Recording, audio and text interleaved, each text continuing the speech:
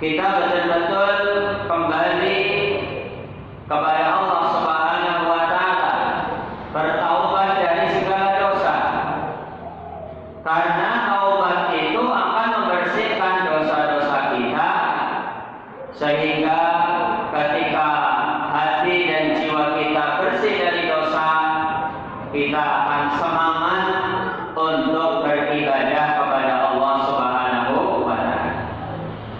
Ketahuilah sesungguhnya yang membuat kita malas, bangun subuh malas, pergi ke masjid malas, baca Quran malas, sedekah pelit, kemudian membantu orang lain juga mungkin malas. Segalanya malas lah pokoknya, baik urusan dunia ataupun urusan akhirat. Penyebab kemalasan kita sebabnya adalah karena dosa. Dosa itu akan menyebabkan jiwa menjadi malas. Makanya yang dianjurkan oleh para ulama sebelum datang Ramadan, bertaubat kepada Allah Subhanahu wa Ta'ala, supaya kalau kita bersih dari dosa, menyambut Ramadan itu semangat. Ya, puasa kita semangat. Dan Allah Subhanahu wa Ta'ala menurunkan syariat puasa itu bukan untuk menyusahkan kita, bukan. Karena sebagian kaum muslimin ketika datang bulan Ramadan bukannya senang, tapi apa? Susah. Aduh, puasa maning, puasa. Ya, yang dibayangkan adalah apa? Puasa. Lapar, haus, lemes.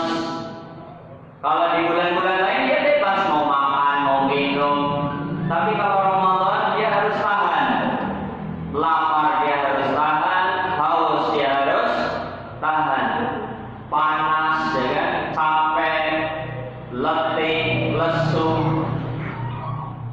Allah Subhanahu wa Ta'ala menurunkan ibadah puasa itu bukan untuk menyusahkan kita. Allah Subhanahu wa Ta'ala berfirman, "Wa ma ja'ala lakum fid dini min haraj." Dan Allah Subhanahu wa Ta'ala tidak menjadikan untuk kalian di dalam syariat agamanya min harajin, kesusahan dan kesempitan itu enggak ada. Puasa itu untuk mensucikan dosa-dosa kita.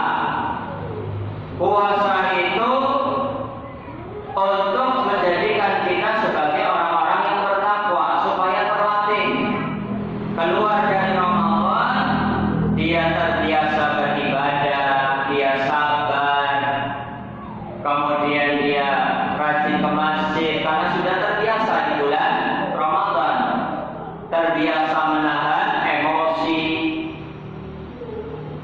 La'allakum tattaqun, supaya kalian bertakwa. Tidak ada ceritanya orang mati gara-gara puasa, itu enggak ada. Paling banter orang puasa itu apa? Paling banter pingsan karena enggak kena puasa setahun, tiba-tiba satu Ramadan dia puasa, enggak makan, enggak minum dari subuh sampai maghrib, kaget, lemas, apalagi enggak sahur karena mungkin dia lupa. Ya, lupa kalau malam itu adalah sahur pertama. Akhirnya apa? Enggak sahur, ya siang-siang panas, akhirnya dia pingsan. Paling banter itu pingsan. Umumnya ya Pak, lemas gitu aja kan. Tapi kalau sampai mati itu enggak ada ceritanya. Di Indonesia cuma 14 jam karena negara tropis. Kalau di negara-negara tertentu seperti negara paling ujung ya, kutub utara atau selatan, dalam kondisi tertentu ada yang sampai 20 jam, 21 jam puasanya. Bukanya berapa jam? Ya paling 2 jaman. Buka, raweh, sahur, subuh, langsung.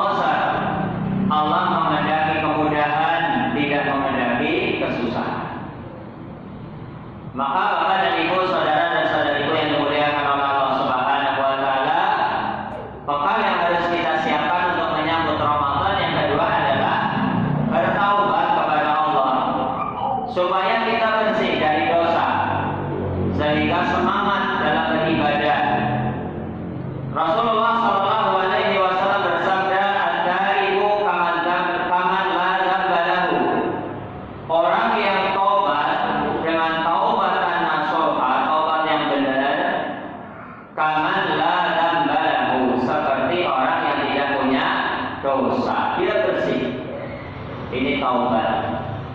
Dan Allah Subhanahu wa taala juga berfirman, "Wa tubu ilallahi ayyuhal mu'minun, wa tubu ilallahi jami'an ayyuhal mu'minun, la'allakum tuflihun." Dan bertaubatlah kalian semuanya, ayyuhal mu'minun, wahai orang-orang yang beriman, la'allakum tuflihun, supaya kalian beruntung.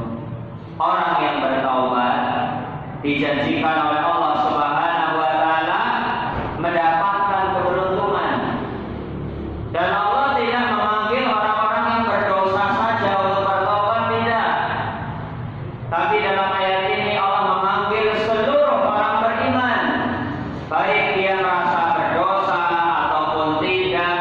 Semua orang beriman dipanggil oleh Allah Subhanahu wa taala, wa tubu ilallahi jami'an. Semuanya, ayyuhal mu'minun, wahai orang-orang yang beriman, la'allakum tuflihun, supaya kalian beruntung. Itu yang kedua. Yang ketiga, pekan yang ketiga, supaya kita siap menyambut Ramadan.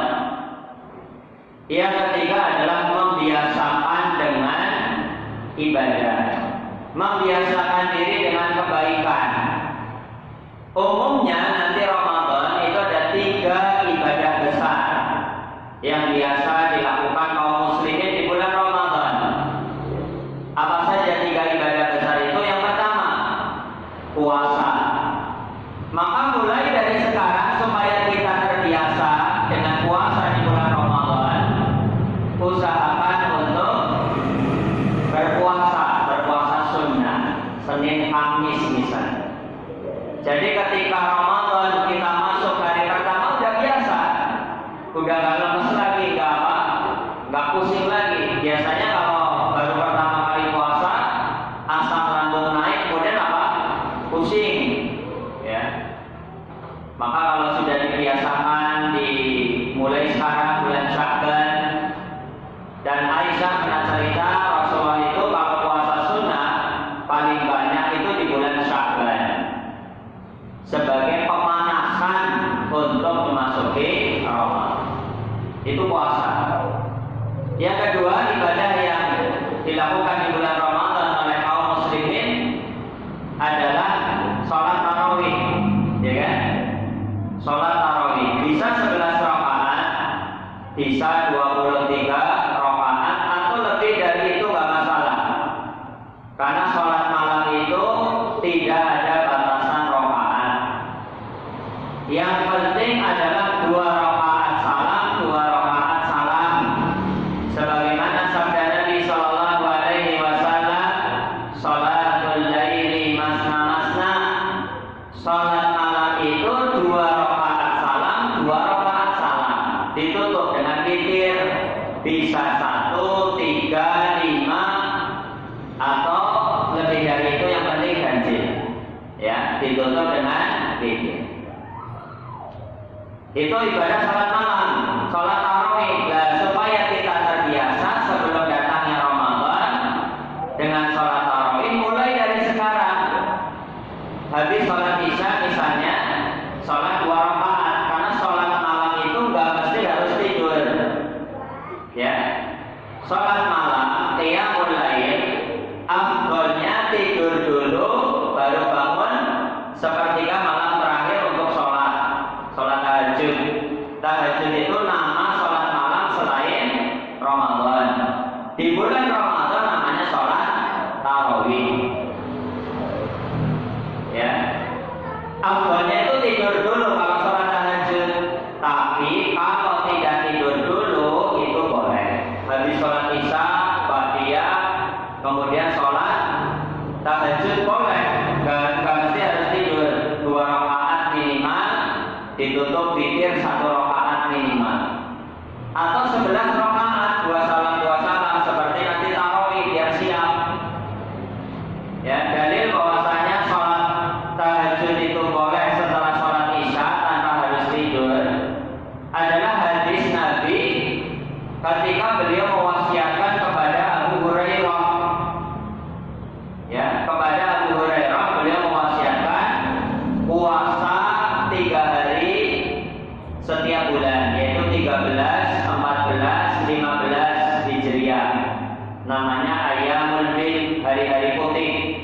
karena bulan itu sedang putih-putihnya, 13, 14, 15 itu purnama, makanya ayyamul bid, hari-hari putih. Kemudian di antara wasiat Nabi kepada Abu Hurairah adalah sholat malam sebelum tidur, karena Abu Hurairah ini beliau itu sibuk dengan hadis, menulis hadis. Terkadang ini untuk bangun malam agak sulit, maka apa solusinya? Setelah isya langsung sholat malam, sholat tahajud. Nah itu dalilnya. Ya. Yang ketiga, kalau tadi kan 3 amalan, yang pertama apa?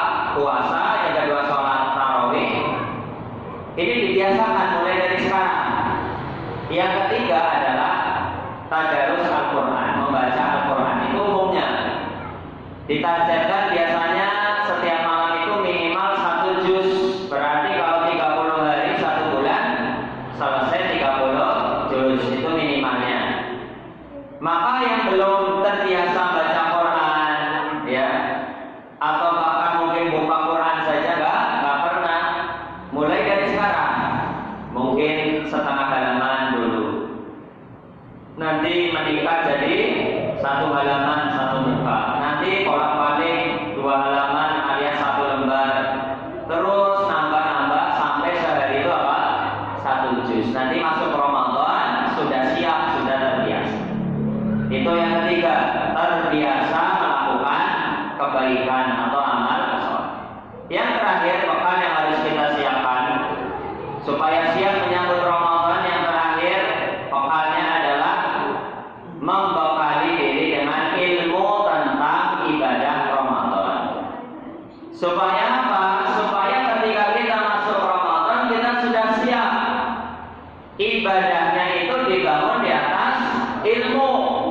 Puasanya kita berdasarkan ilmu, sholat tarawihnya berdasarkan ilmu, baca Qurannya juga berdasarkan ilmu, dan ibadah-ibadah yang lain. Karena selama Ramadan itu dari bangun tidur sampai tidur lagi itu penuh dengan ibadah. Bangun tidur misalnya tengah malam atau jam 3 sahur, itu ibadah. Tasahharu fa inna bis sahuri barakah. Makan sahurlah kalian, sesungguhnya di dalam makan sahur itu ada keberkahan. Belum nanti apa? Sholat subuh berjamaah, pengajian, tadarus, dan lain sebagainya. Ya, buka puasa, terus tarawih dan sebagainya. Itu apa? Ibadah-ibadah. Maka ilmu-ilmu tentang Ramadan, bagaimana syarat sah puasa, apa yang membatalkan puasa, sunah-sunah puasa, itu harus kita pelajari kembali. Jangan sampai kita menyangka puasa kita itu sempurna pahalanya, ternyata puasa kita itu pahalanya gak sempurna. Satu, karena kurang ikhlas. Yang kedua, karena kurang mutaba'ah, tidak mencontoh puasanya Nabi. Sebagai contoh misalnya, Al-Quran menyebutkan awal puasa itu adalah terbit fajar, ya, mulai azan subuh itu kan. Wa kulu wasrabu hatta yatabayyana lakumul khaytul abyadu minal khaytil aswadi minal fajri. Dalam surat Al-Baqarah disebutkan, makan dan minumlah kalian sampai jelas benar perbedaan antara benang putih dengan benang hitam. Dulu para sahabat ketika turun ayat ini, ketika mereka sahur, mereka meletakkan di samping mereka itu benang putih sama benang hitam. Dikiranya benang putih itu benang betulan, warnanya putih, benang hitam benang betulan, warnanya hitam. Lalu Allah menurunkan minal fajri, maksudnya adalah fajar. Benang hitam maksudnya adalah gelapnya malam. Benang putih maksudnya adalah cahaya subuh. Ya, jadi makan dan minum, makan sahur sampai fajar. Yang afdol adalah mendekati fajar. Tapi sebagian dari kita kan ada yang berhenti apa? Imsak misalnya 10 menit sebelum subuh, udah haram makan, minum, gak boleh makan dan Justru itu waktu yang afdal untuk sahur menjelang subuh. Ya. Jadi pelajari tentang ilmu-ilmu Ramadan, ya, supaya kita ibadahnya betul-betul sempurna. Begitu juga ketika berbuka puasa, yang dianjurkan oleh Nabi adalah menyegerakan berbuka, ya, menyegerakan berbuka. Tapi ada orang, ya, dua-duanya salah. Yang pertama memahami menyegerakan berbuka berarti belum waktunya buka udah buka, katanya segera berbuka. Itu salah juga, puasanya nggak sah. Atau sudah waktunya buka, sudah azan, dia tunda, ntar nunggu mantap lah, ya, nunggu apa? Mantap 5 menit atau 10 menit diundur, itu juga salah. Yang terbaik adalah begitu masuk waktu berbuka, tenggelam matahari, azan, langsung dia batalkan puasanya. La tazalu ummati bi khairin ma'ajjalul fitra wa akharus sahur. Umat Islam ini akan selalu berada dalam kebaikan, ya, akan selalu berada dalam kebaikan selama mereka menyegerakan berbuka dan mengakhirkan sahur. Ini saja 4 bekal sebagai persiapan kita untuk menyambut Ramadan. Semoga Allah Subhanahu wa taala memberikan kepada kita umur yang panjang dan juga memberikan kesempatan, kekuatan, semangat, ya, lahir dan batin, jasmani dan rohani, agar kita bisa mengisi hari-hari Ramadan dengan sebaik-baiknya, sehingga keluar dari Ramadan kita sudah bersih dari dosa. Wallahu ta'ala, waktu yang bersisa kita gunakan untuk tanya jawab. Ya, silakan bertanya tentang masalah apa saja, terutama ya tentang Ramadan atau puasa, yang lain juga boleh. Ya, silakan.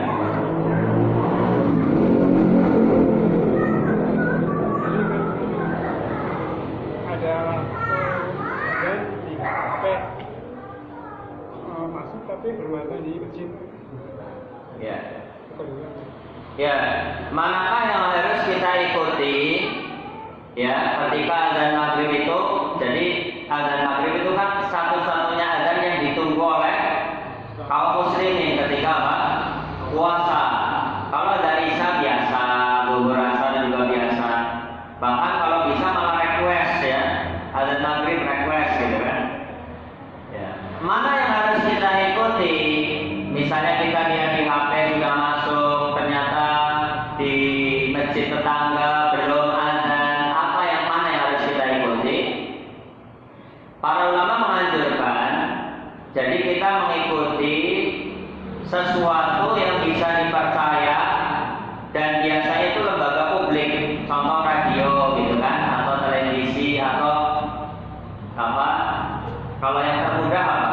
Ya HP kalau sudah kita cocokkan, ya kalau itu misalnya pas sudah kita cocokkan, itu bisa jadi patokan sesuai dengan jadwal. Kalau mengikuti azan masjid sebelah, biasanya mereka buka dulu kan, muadzinnya makan minum dulu ya, atau minimal apa? Batalkan dulu lah, sudah batal baru apa? Azan. Dan itu juga selisihnya nggak terlalu apa? Banyak. Ya paling berapa lah, semenit 2 menit, nggak sampai 10 menit. Masa muadzinnya makan besar dulu baru apa? Azan. Tapi mungkin ada di sebagian tempat, mungkin ada. Ya, jadi sudah makruh, sudah diketahui itu muadzinnya makan dulu, jadinya apa? Azannya lama. Ya bisa ikuti azan di radio, itu kan lembaga publik, penyiaran publik. Jadi dia itu bisa dipercaya, bertanggung jawab, ya, secara luas. Kalau televisi biasanya ya stasiun Jakarta ya, ambil aja waktu azan Jakarta ya. Kalau yang kita ya sesuai dengan kita, biasanya radio, bisa di Purbalingga. Atau kita aplikasi di HP itu sudah disetel, sudah dicocokkan, jadwalnya udah pas waktu Purbalingga, bisa. Ada yang lain? Ya. Untuk apa namanya sholat tarawih itu kadang ada yang 4 rakaat malam. Iya. Sholat tarawih ya, yang seperti yang sudah saya sampaikan, sholat malam afdalnya adalah 2 rakaat salam, 2 rakaat salam. Berdasarkan hadis sholatul laili masna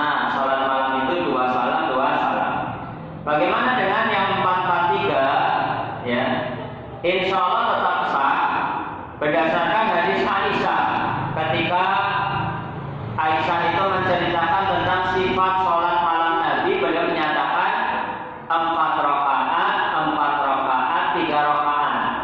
Jangan kau tanya berapa lamanya dan betapa bagusnya sholat malam Rasulullah. Sebagian ulama memahami 4-4-3, sebagian memahami yaitu 4-4-3. Sebagian yang lain mengatakan maksudnya itu 2 salam istirahat. Jadi begitu 2 salam langsung berdiri, 2 salam istirahat. Jadi kelihatannya seperti 4. Nanti 2 salam langsung berdiri, ya. 2 salam istirahat. Jadi seperti apa? 4. Itu sebagian ulama. Dan mereka menggabungkan dengan hadis qauli, ucapan sholat malam 2 rakaat, 1 rakaat.